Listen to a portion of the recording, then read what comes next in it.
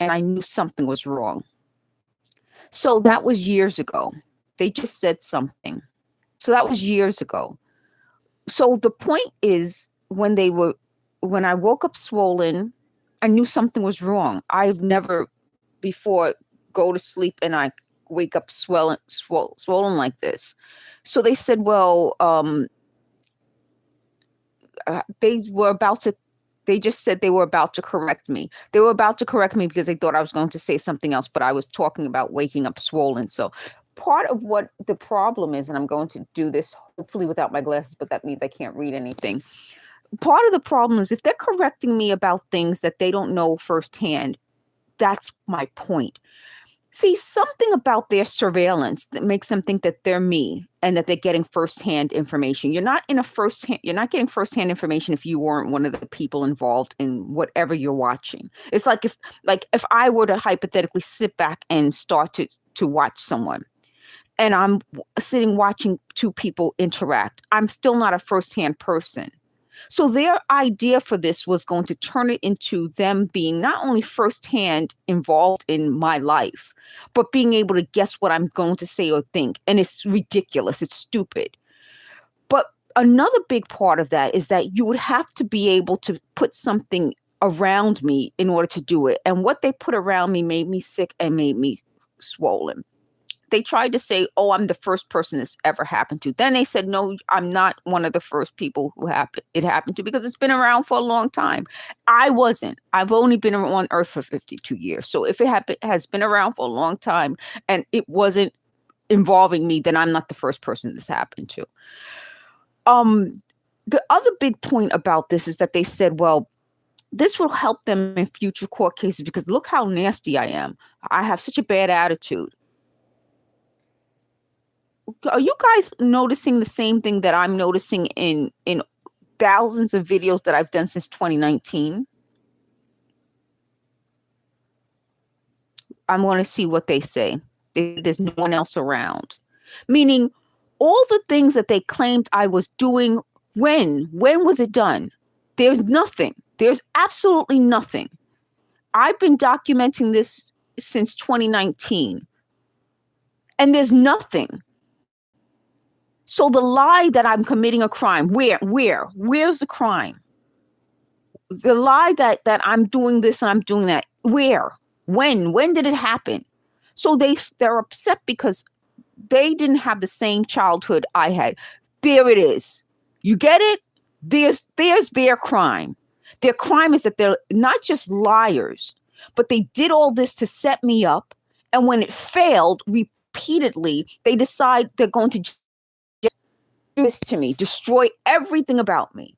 So they said, well, if I don't look pretty, first of all, they said, if I don't look pretty, people aren't going to watch this channel. I have not looked pretty on this channel at all. So it wasn't a pretty channel. They keep using the phrase pretty girl. So they said it wasn't a pretty girl this or pretty girl that or pretty, but it wasn't that a pretty, I'm going to just say pretty channel because at 52, if I say I'm a girl, I'm joking. Okay, there's nothing serious when I call myself a girl. So they said they were just going to keep documenting my life. Guess who else documents my life? Me. So I'm telling you, and I said this in a video, but it got cut off. I'm going to one-up them. I'm going to give you direct access to me. So if anybody's in the market for any me, they're going to get me from me, not from them. All right? So I can one-up them. The other big deal about that is how they're starting to understand. We were never going to be friends. I was never going to be with them. You can hire me for every job imaginable. The moment I recognize this pattern, I'm out. They said they were going to surround me in this building with people like them. I'm out. You get what I'm saying? So if I'm not out physically, I'm out mentally, emotionally. I'm not there for them at all, ever, ever, ever, ever. The other big point about that is by making me look this way, not just physically, but mentally, I wouldn't be there for them anyway. Don't they understand that? I think anybody who has any ounce of life experience and common sense would say you can't depend on a mentally ill person, which goes back to the elementary schoolmate and her family. They're not understanding it. It connects. I wasn't going to be for them and they weren't going to be for me. It just wouldn't be possible.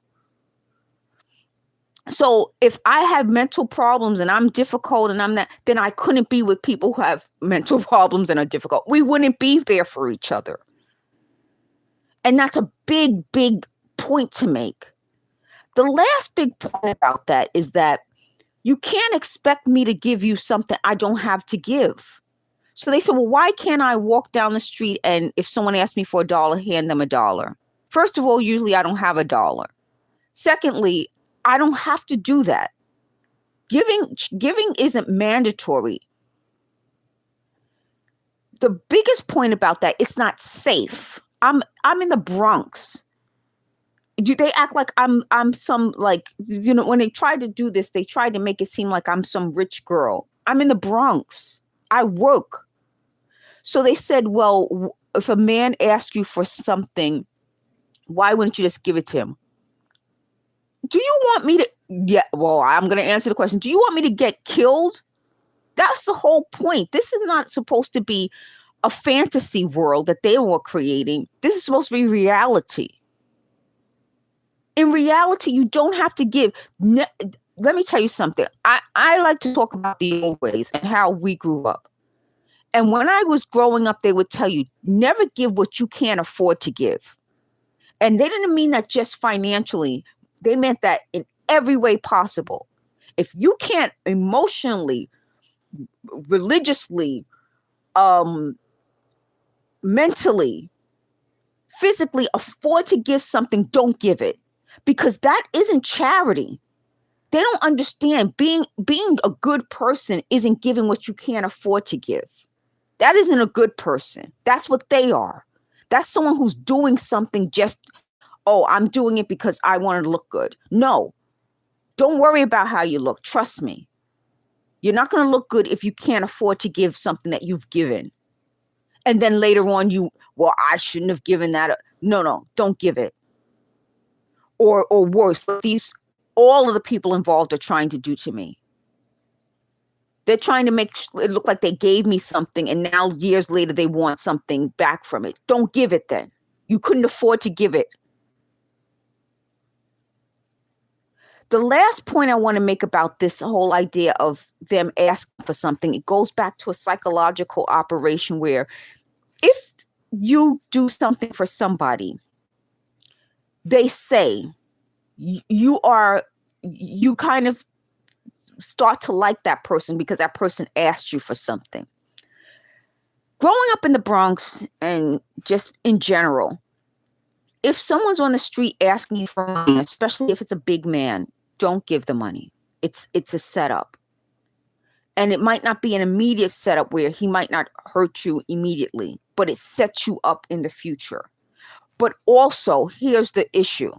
If you're going to give something, do it through the right means. You can give to a church. You can give to a charity. You can give to some established thing. Because once you start pulling out your wallet or digging in your pocket, they know where your money is. They know where you keep your cash. Okay, she dug here. The next time they see you, it might not be the same person. They're going to want something. The next time. It's not going to stop, especially if you're a female. The other point about that is if a man feels comfortable asking you for money as a woman, I want to know why. I walk down streets. There are many men. It's not like the Bronx is some all-female town. Why would a man ask a woman for money? So they just said, brother, could you spare a dime? You remember like from the Great Depression where men would ask men for something? The idea that men are walking the streets asking women for money is a problem. The idea that people are have no place to go and are waiting for people to give them money is a problem. That's the problem. They want to take the issue away from the fact that people can't find jobs, people can't have their own and have to ask for something from other people and put that into the situation. That's not the situation. Isn't the fact that people aren't giving. The situation is the fact that we would need people to give. There are jobs out there. There are places that people can get money from. You don't have to ask people on the street for money. If you are hungry and you say, I just need a sandwich, go into that business and say, tell them what's going on. And more than likely that business person will give you something. But sitting around asking women, and they're referring to something when I was in my 20s. That was like in 1990 something. And a man, and I told the story before, a big man asked me for money. He didn't say the amount. And I got startled because I didn't expect him to say anything to me. Like, again, I'm walking down the street. I don't expect a man to like approach me and ask me for money. Just telling you this now, I'm 52. And I'm like, why do they think they won that argument? Like, what in their heads makes them think a man asking a 20-something-year-old for money sounds right? But that's who they are. And that's what I'm saying. They don't give. They set up. This is all a setup. And the moment someone said she's right. And the moment as a woman, you realize that, you start to say, what in a man looks at a 20-something-year-old, and I'll say girl, and says, this is the person I'm going to approach for some money. And there were other people passing by. That's what I'm trying to change. Thank you.